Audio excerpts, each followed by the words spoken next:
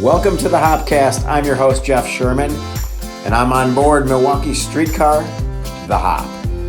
It's all about connections, it's all about community, and it's all about moving Milwaukee forward.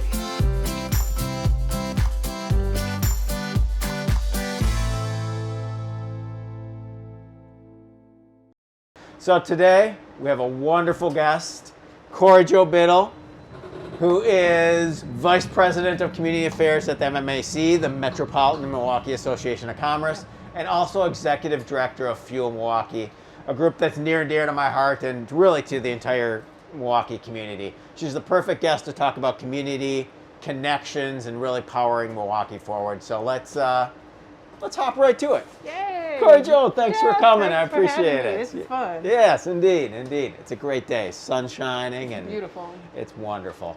Let's want to just have you, if you can. It's always hard, but how can you give us the Corry Biddle story in 1 to 4 minutes? Sure. Tell us about yourself, where you came from, what you're doing. Well, most importantly, I'm a Milwaukee native. All right. Very good. Very good. So I grew up on the north side of Milwaukee. Went to Golden Meyer, Morris Middle School, and Rufus King. Okay. In Milwaukee, that matters. That's one of our major questions. Where did you go to high school? Rufus King. I'm a general. That's right. Yes. So like many people that grew up on the north side, it's a nice life. But I didn't think that I was going to be able to have a career, and I couldn't see myself as an adult here. So I thought I'm going to go away to college, and I'm going to pick some wonderful city on one of the coasts, and I'll never come back to the Midwest. Didn't happen like that. I ended up going away to college. And where'd you go? I went to Oral Roberts University in Tulsa, Oklahoma. All right. Wow. Which was a great experience, but it wasn't the sexy city I was looking for. All right. I wanted to go to that school in particular, but I learned a lot about that city and how it operates. Okay. Tulsa's a great city, but it helped me appreciate Milwaukee a lot more. All right. Partly because at that time their bus system only ran like once an hour. And in Milwaukee, you could hop on a bus every 15 minutes. I'm like, okay, well, sometimes you just don't know what you have until you go away. No, that's very true. So I went away, came back, and I finished at Mount Mary College. Okay. I got a great internship at Manpower. Before it was Manpower, this is when it was in Glendale. Okay, before it was downtown. Before it was downtown. All the same flags that used to be on Port Washington. Okay. So I was so proud to intern there. I ended up getting a job and got married, and the next thing you know, my life was here.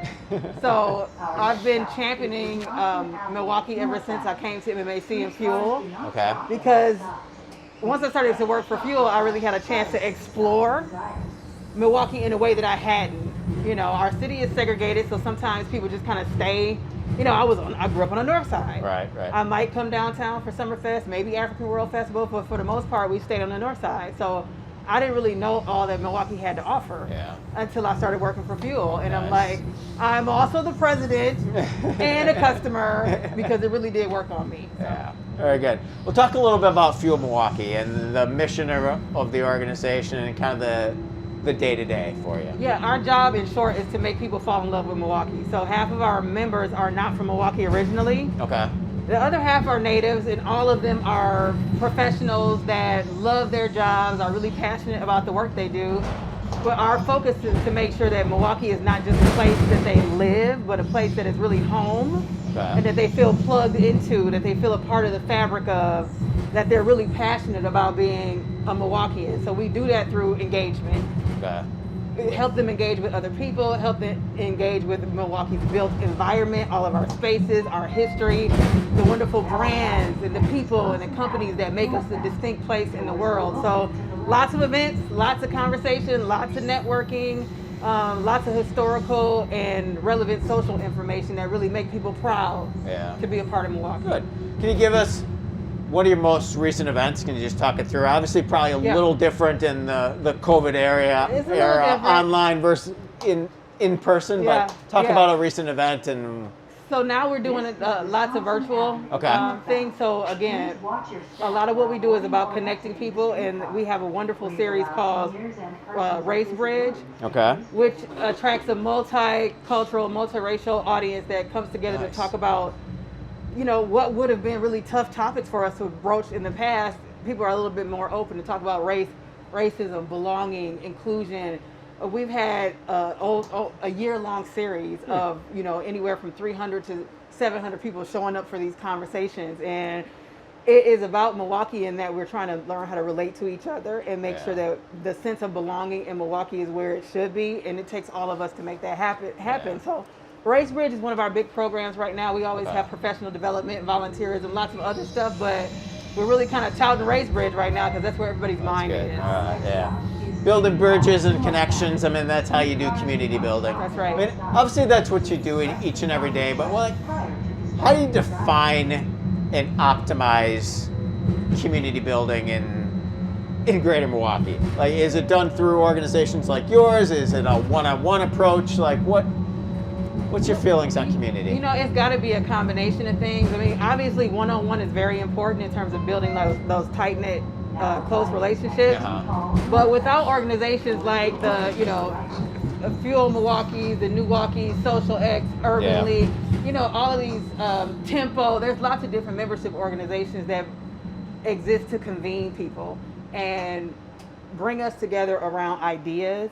And that's how we really start to build community. From there, individual relationships sprout. But a way to get it done is to really support these organizations that do a large push for people to come together. Yeah. Good. All right, I'm going to do kind of a combination of some of the professional questions and a couple more just social People magazine type questions. Okay. So I always like to ask, what, you're a book reader? So what are you reading now? And give me a little review of it. Okay, so I'm looking for new suggestions too. I'm reading. You know how sometimes you read 2 books? Oh, I usually have like 3 or 4. When you read on the iPad, I just keep going back to the bookstore. I'm like, I'll buy this one, and then I'm like, oh, I'll buy it. Yeah. Yes, that's me too. So the main book that I'm reading, and I keep going back to, taking notes, reading, rereading, is Mindset by Carol Dweck. Okay. And I really am enjoying that book because it was given to me by one of my good friends, Christine McMahon. Okay. And she's one of our Fuel. She always comes to Fuel events and does professional development. She can talk on any topic. I was at her house one day. We were like brainstorming about a workshop, and she gives me this book. And it really is like, it helps you focus on, we can't really control the things that happen around us or our environment, but how we look at them and how we perceive what is happening is so key. So it's just this exercise of like the science of how our minds work and what we can control and how we process information. And I feel like I'm really learning to be a lot more optimistic and a lot more focused on solving problems rather than like kind of being ticked off because something didn't go my way. So that's why I like that book. Nice. The other book that I am reading is about water fasting and health and wellness through eating and water fasting. And how like historically, this is something that we don't talk about in our modern society, but like historically when people have gotten sick, like back in the day, they would just stop eating. And your body, with all of the energy that it would put towards digestion and like processing food, goes towards healing the ailment. And it's really an amazing, it's an amazing thing. And it's coming more into Western society, but I find that very interesting. So I'm reading about that. Oh, that's great. Wow, it's like the mind, body, spirit approach that's right there. right, That's that's like right. I love it. All right. So just kind of back to community building a little bit. Kind of in this time where people can live anywhere, to work anywhere. It's still pretty important to recruit and retain talent to your city, and especially in a city our size. So what do you like? How does Milwaukee do that, or how do we do that better as we're still kind of in a war for talent, even in this place where, you can work anywhere, but it's still important to grow our population base. It's so interesting because it kind of goes back to the origins of Fuel and how we operated. So for those who don't know, Jeff was like one of the first leaders of Fuel when it was Young Professionals. We're called Young Professionals in Milwaukee. I'm honored to be, part of the legacy. But a part of our thinking in terms of like really looking at generations and how people value work and life was the idea that place comes first and the job comes second, right? So we really focused a lot on helping people understand Milwaukee and how to live in Milwaukee and get the best out of it. So your social life, the nightlife, volunteerism, how do you connect to people? What's the historical relevance about the spaces around you? Because people fall in love with the space that they live in. Yeah. Can you picture the life that you want in this environment, in this city, in this place? That is so important now because COVID has shown us that people are working remotely. Yeah. And they're not picking the city because the headquarters is here or not, Yeah. Now I can work anywhere. Right. Now I'm looking for what's the quality of life, what's the affordability, can I live on the lakefront and afford to do that? Is there a waterfront that I can run on? Are there parks? And you know what? We got all of that. Yeah, we do. We have so much, and it's just a matter of us making sure that people know about it and that we're all saying the same things about our community to where it becomes so much a part of our brand. And when people think about Milwaukee, they think, wow, that's a great place to live, raise kids, be a young professional, retire, whatever it might be. It's all about place. Yeah, all in a very accessible way, I would say. Easy to get around. And I think your volunteer point is a really good one too. Like, no matter where you live, if you're connected to organizations that mean something to you, you get another job opportunity, you may stay because of, I'm involved in so much stuff. That's right. I don't want to leave that. So. And in our community, you can do things at a high level, and it's not like it takes years for you to, climb and finally earn that spot on the board. No, if you're ready to work and you're committed and you want to do the work, hey, the doors are open here. It's a completely different thing than some of these other cities where you're blocked out. We don't do that here. Yeah, very good, very good. So what's the last movie you saw? King show Kong or versus series? Godzilla. Oh, wow, all right. In the theater? In the theater. In the theater, all right. I took How was the it? kiddos. How was the in-theater experience? Was that your first time back? Well, my daughter loves going to the Okay. movies, so Okay, all right. we always go to the Brookfield Movie Tavern. Okay, The Marcus. nice. Okay. She's like addicted to going to the movies, so I have to go Okay, to the movies. all right. So this is probably like Good my mom. third time since, Okay. But they Was it- they spaced it out Good, fine. all They right. bring you your food. Everything was sanitized. Let me tell you about this movie. I went because my kids wanted to go, and I fully expected to be playing with my phone and not enjoying it. That movie was so good. Really? All right. I like Even the that. kids were like, that was a really good movie. They were like debating like who was gonna win and like mammal versus reptile violence and like it was So like, there's more to it than just the battle. There was like story and depth. there's so much story because they can't the main characters they don't speak.